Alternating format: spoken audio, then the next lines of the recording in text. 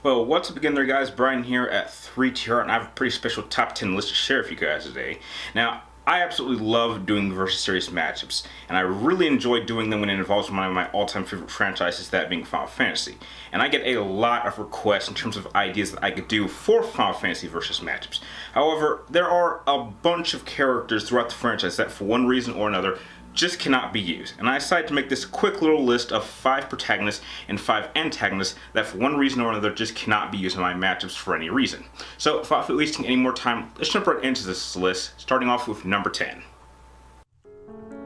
Number 10 on my list is Shuyan from Final Fantasy X-2. Now, the challenge of analyzing Shuyan is the simple fact that we do not have enough concrete information in order to build a set list of combative characteristics around him. And folks, I will prepare myself to hear that a lot throughout this video. Now, from face value, one could simply say that we can take all the information that we have on Tidus and just apply them to Shuyan, since, to sum up one of the more confusing plot points of Final Fantasy X-2, there is a possibility that Tidus and Shuyan are in fact the same person.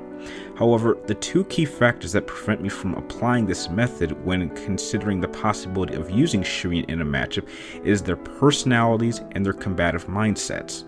However similar these two may seem, it is clear that they would have developed into two vastly different combatants when one analyzes them a bit more closely. In terms of physical capabilities, I'm willing to concede that they probably would match each other point for point, but in all other factors, we simply do not have the information to back up Shuyan. We know nothing about his magical capabilities, we know nothing about the characteristics of his weapon, and even if we were willing to concede and say that their martial skills and the possible uses of any of the 7 primary lightsaber fighting forms were identical, their combative mindset and how they would apply their martial skills would be unquestionably different. We have seen Tidus in a multitude of different combat scenarios, both solo and when fighting alongside his allies, and his own personal combat experience has shaped him into a very unique and effective combatant in his own right. And because of it, it is safe to say that Shuyan did not gain the combative experience that Tidus did, and he would have developed into a very different type of combatant. We have only seen Shuyan take part in single engagement, and because of how one-sided that engagement was, that is not enough for us to build a set amount of combative statistics around him, and it is for these reasons that I cannot use Shuyan in the Versus series. Number 9 on my list is Jack from Final Fantasy X. Just like Shuyan, I cannot use Sir Jack simply because we do not have enough combative information around him to determine a set of combative characteristics. All we know is that, like his son Tidus, he was a blitzball player, which means that he physically would have been in really good shape, and alongside Auron, he was only one of 2 guardians to protect High Summoner Braska during his pilgrimage to defeat Sin, but that's it. We have no idea what kind of combatant he would have developed into, we have no idea of his magical capabilities, and we know nothing about his primary weapon that he would have used, and we've never even seen him perform in combat. Now, many would suggest that I would simply use his combative characteristics that have been shown in the Final Fantasy Dissidia game, but the problem with this is that no one can completely rely on these games alone as a source, as the developers balance each protagonist and antagonist to fit within a fighting game environment, and on top of that, there is nothing within the original Final Fantasy X continuity that supports any of the combative feats from the Dissidia games, and it is for these reasons that I cannot use Sir Jack in a Versus series matchup. Now, number 8 on my list just happens to be the bastard love child between Carnage and the Joker, Mr. Kefka himself from Final Fantasy VI. Now, the challenge of using him is not that I lacked any amount of information to use him in a matchup, the problem is that I just can't find a suitable opponent that would be a good matchup for him. Throughout Final Fantasy VI, there are 2 versions of this character, a base form and what I also like to call a god form. Now, both forms of Kefka are clearly shown to be dedicated magic users, but due to his lifestyle and his need to be a puppet master, Kefka is not really much of a combatant, though he is certainly powerful, but in the one engagement that we have ever seen him in, when in his base form, he was easily defeated by a much weaker party of opponents. However, he does seem to become much more of a threat to his opponents as he absorbs more power from fallen espers, as he has shown becoming more of a threat throughout the game. Now, God form Kefka is a completely different animal, as due to how immensely powerful he is in this form, no single base form character could ever compete with him in a one-on-one head-to-head engagement. The only reasonable opponents that one could choose for God Mode Kefka in this form would be other final bosses in the Final Fantasy franchise, but the problem with this is that we have no way of judging who is really more powerful than the other. We have so many different variations of powerful characters like this that choosing one to battle God Mode Kefka on even terms is simply impossible. We have folks that can blow up entire planets, we have people who can destroy entire universes, we have one who can manipulate time and space, and we even have one who is the embodiment of evil itself. It's just impossible to pick a reasonable opponent for either one of these forms, and it's for these reasons that he cannot be used in any of my versus matchups. Speaking of immensely powerful characters, number 7 on my list is Sephiroth Safer from Final Fantasy VII. Now, I've already used Sephiroth a couple of times already, and although there are very few characters within the Final Fantasy franchise that I think would make for a good matchup against him, there are plenty of video game characters outside of Final Fantasy that I think would make for a great matchup. As for Sephiroth Safer, the problem with him is that although he is undoubtedly powerful, he does seem to be a bit too one-dimensional for me. What I mean by this is that if one actually analyzes the final and only battle we've ever seen Sephiroth Safer take part in, everything he is doing is simply to stall for time so that he can use his most powerful attack, the Supernova. And just to go off on a little rant about this attack, for those of you who have actually seen my matches with Sephiroth and bring up the reason why I don't allow him to use this attack while describing his magical capabilities, it is because he can only perform the Supernova attack while he is in his Safer mode, and he cannot do it in his base form. I cannot tell you how many times I've had to say this in the comments section, and I kinda get pissed off about it at this point. Now, on top of that, the transformation for this mode can only be performed in only one location and only under very specific circumstances. Therefore, any fight against Sephiroth Safer could only happen in a place where he would have home field advantage, and could never take place on an even playing field. And finally, just like Kefka, the only one who could challenge him in a one-on-one engagement would be other immensely powerful final bosses from Final Fantasy. And just like I said before, we have no way of determining who is really more powerful than the other, and that is why I cannot use Sephiroth Safer in my matches. Number 6 on my list is the last antagonist character, and though this character is quite new to the franchise, he quickly became the single most annoying character I have ever encountered in Final Fantasy. Ever. And that happens to be Arden from Final Fantasy 15. Now, the reason that he cannot be used in the Versus series is actually quite simple. He is literally cursed with immortality. Even if you shot this man in the head, or cut him down, or even managed to completely destroy his body, he would simply resurrect himself right away. There's only one character in all of Final Fantasy that can put this asshole down, and oddly enough, they have to kill themselves in order to do it. So I think that's enough reason to keep him out of my matchups. On to number 5.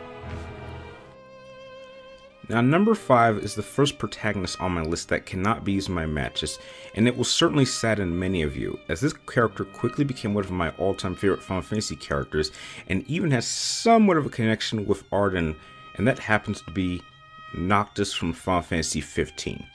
Now, before anyone panics, my reasons for not using Noctus have nothing to do with any lack of information, as everything that I would need in every department is out there, and after finishing Final Fantasy 15, I had no less than 5 matches that I wanted to do, including a match using a character that I have sworn for years that I would never use under any circumstances. But I would be willing to make a fair exception, and as hard as it would be for me to put my personal bias and total hatred of Final Fantasy 13 to the side, I would be willing to make a fair match between Lightning and Noctus.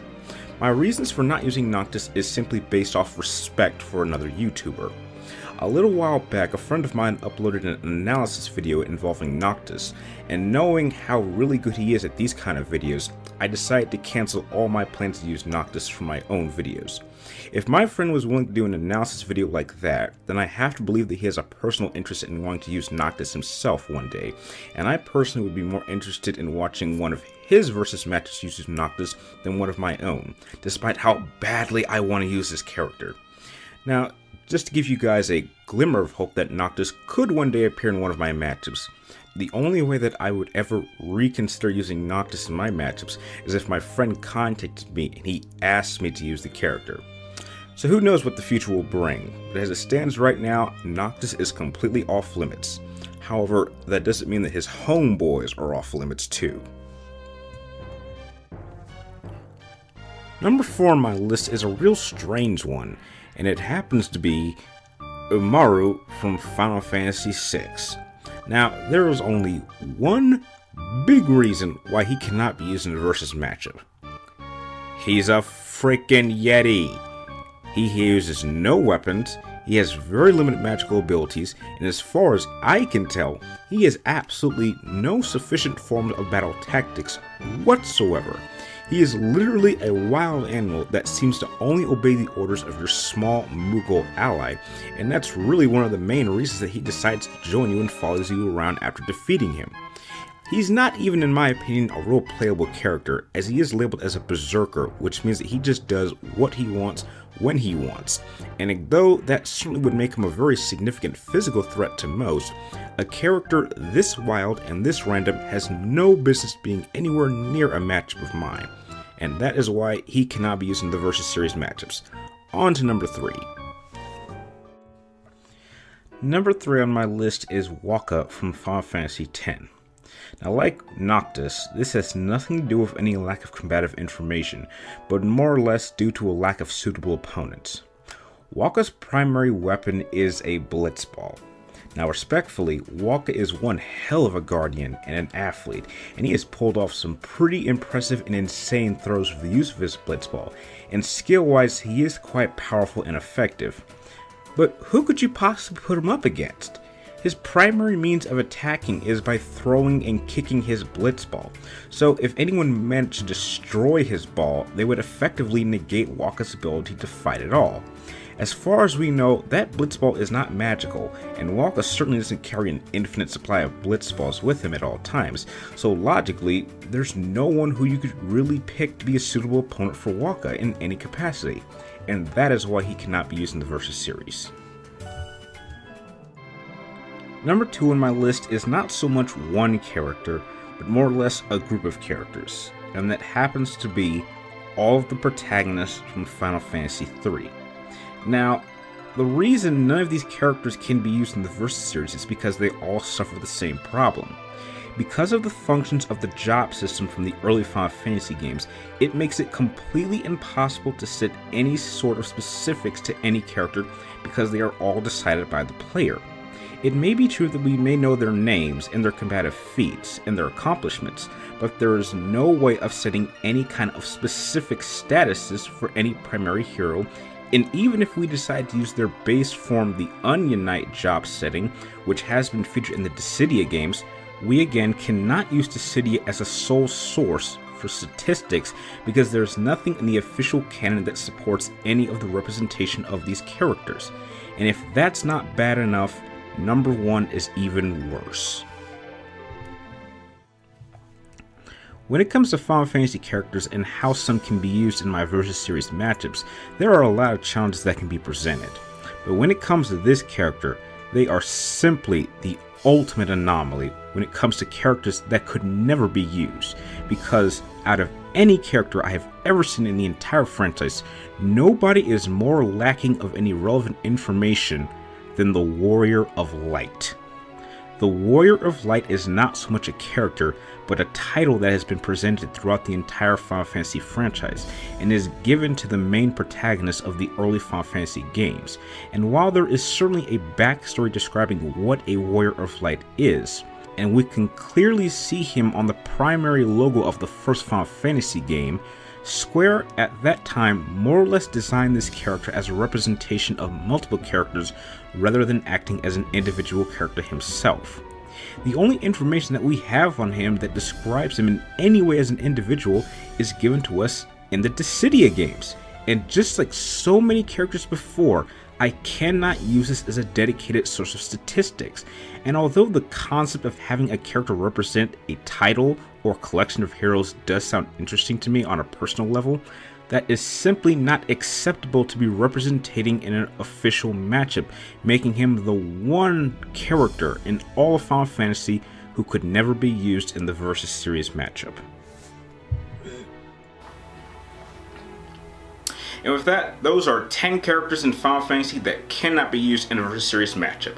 Now, I'd like to know if there's a character you're really curious about to see if they are valid or invalid for a possible future Versus Series matchup, please let me know in the comments down below, and I'm sure to comment to you as quickly as I can. Now, if you like this video, feel free to like, comment down below, and please subscribe to check me on future videos. If you guys have any more ideas for future top 10 list videos, be sure to share those ideas with me in the comments down below as well. And like always, I'd like to thank you guys for watching, and I'll see you next time.